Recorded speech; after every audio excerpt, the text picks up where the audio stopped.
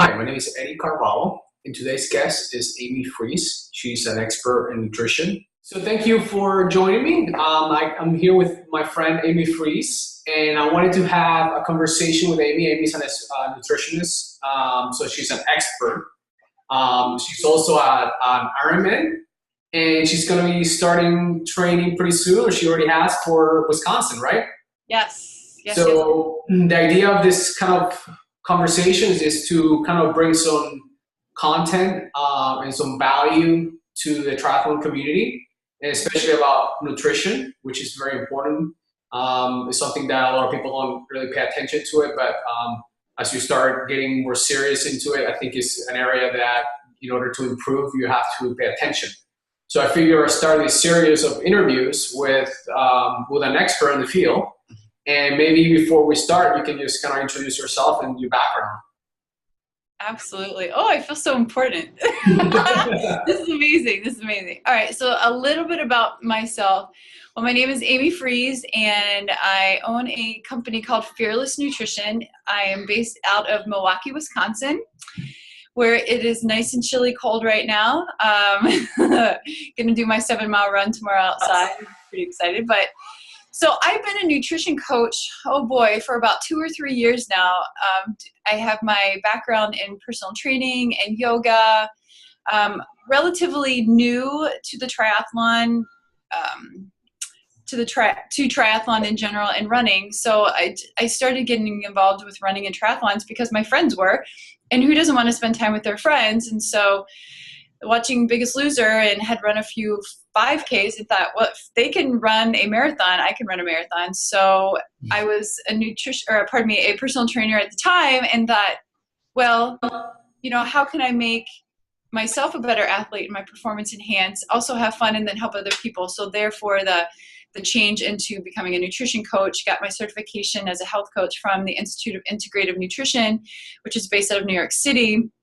And then got more and more involved with running and triathlons, and realized that triathlon offered an opportunity for me to really express myself as an athlete, but from a perspective of like so many different disciplines of activities, right? We swim, we bike, and we run, and it helped me be a better athlete overall. And realizing how important nutrition was to my clients and to myself, then I decided, okay, I'm a sports nutrition coach working specifically with triathletes, women, if we're niching it down even more. So it's like, oh yeah, people just like me. So I absolutely love what I do. I'm convinced that I have the best job in the world. The reason we're doing this just before a couple weeks before Christmas, I'm sure a little us are, I'm lucky to live in Tampa, Florida, where I can actually run outside with no snow on the ground. Oh. It's chilly. It's 56 degrees today, so. I'll give you that. Okay. But I figure we talk about specifically about a lot of triathletes are in their off season right now, and they're basically indoors. If you live anywhere north of Atlanta. You spend a lot of time indoors, meaning that you're around the kitchen table a little bit more, and you're visiting friends and family, and you have holiday parties and stuff like that. That's going to force you a little bit to maybe eat more than normal, right? And you and I discussed last week, I think, that maybe the topic that we want to target was, holiday eating for triathletes and triathletes, right? Yeah.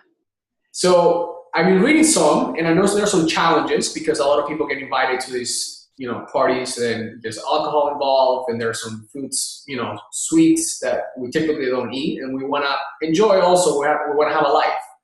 So the question is, how do you balance that, right? Wow, that's the question. That is the question. Yes. So I used to be a believer of you had to have it this way or you had to have it this way. I didn't believe that you could have the best of both worlds. But then I read this book called Harv Eker. What's the name of that book, Eddie? Millionaire Mindset, I think. Yeah. But he talks about in that book how you can have like you can have both perspectives of whatever it is that you're thinking in your life. Mm-hmm. And so then I took that whole into nutrition. So how do you balance everything in life? Well, okay, not everything in life. Let's take nutrition to the holidays first for triathletes. Yeah. Right. Well, when I talk to my clients and when I talk to myself, I'm always aware of what's going on. And when things, okay, so if that pendulum swings one side, it's obviously going to swing to the other side too. So anytime there's an imbalance in your life, there's an indication that there's something not right. So for instance, if you're really hungry for something salty, it's probably because you've been eating a lot of sweet foods, right? Yeah. Or if you're really thirsty, it's because you haven't been drinking enough water. If you're really tired, it's because you haven't been sleeping. Do you know what I mean? So it's like our body has this way of doing it. So to find balance, it really, the easiest and the most realistic thing that you need to do is just to plan and to know what you're getting yourself into. So if you know you're going to have a super crazy busy week or day or whatever, then making sure that you schedule time out to get to the gym or go on your run, get your swim in, do something active to get out that stress to begin with, because not only is it a physical and emotional break from whatever is going on, but then we feel really good about ourselves, right? So it's like that whole getting that time for ourselves. Because if you're going to those parties and you're going to spend time with your family and you're not taking that time for yourself, you're going to compensate it with something else.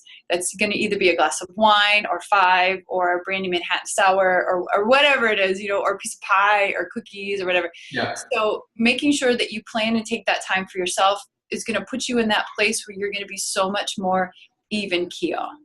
That's by far the first place to start. I'm always surprised how people, because they say, well, it's a holiday season. I'm gonna have, I'm gonna go to have Christmas or whatever you celebrate, and you're gonna have to go into different events that you typically don't go.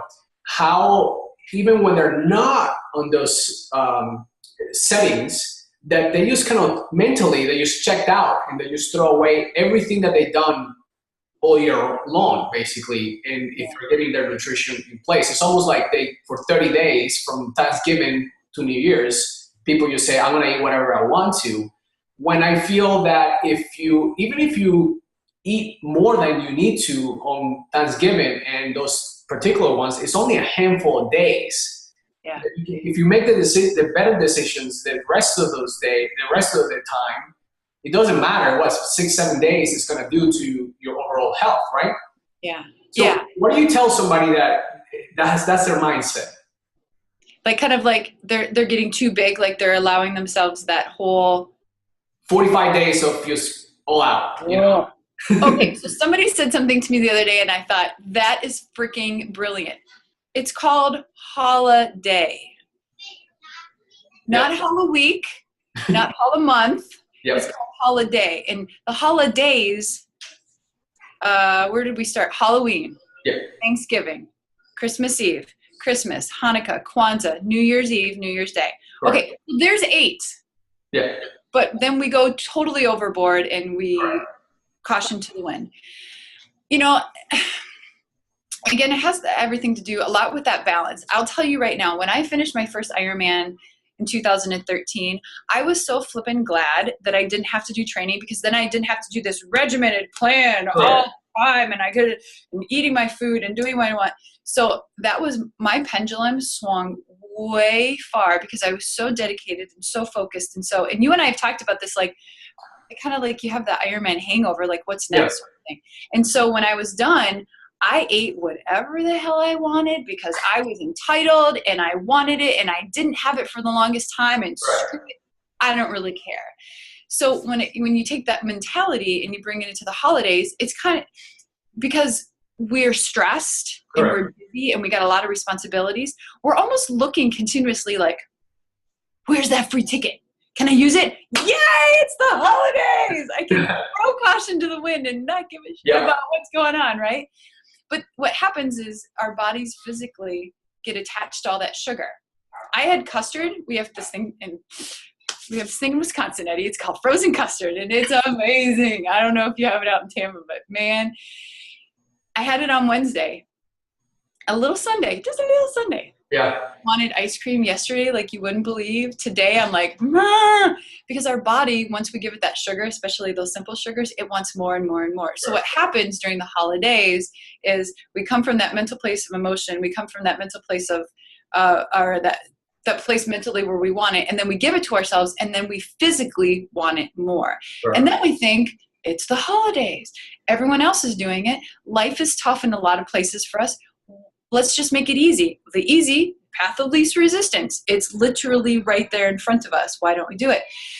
So my advice to people when you're in that situation is to allow yourself some of those privileges, obviously, because if someone says, Amy, you cannot have your mom's pecan pie, I'm going to be like, you're freaking crazy, right? Yeah. But I'm going to eat it. But I also need to know that if I have 2 pieces, I'm going to feel like crap physically, and I'm going to be really mad at myself because I don't need it.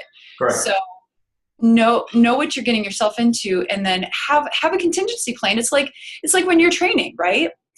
I'm planning to do my long run on Saturday. Well, what if you wake up and it's crappy outside? Yeah. Well, then when are you going to do your long run? Well, then you have to do Sunday or Monday, right? So it's that same sort of thing, having that contingency plan for your food. Okay, this is what I'm working towards, but these are some other ideas. So I'm either going to eat less, or I'm going to allow myself to have whatever I want, but then you know that you're going to have those repercussions the next day.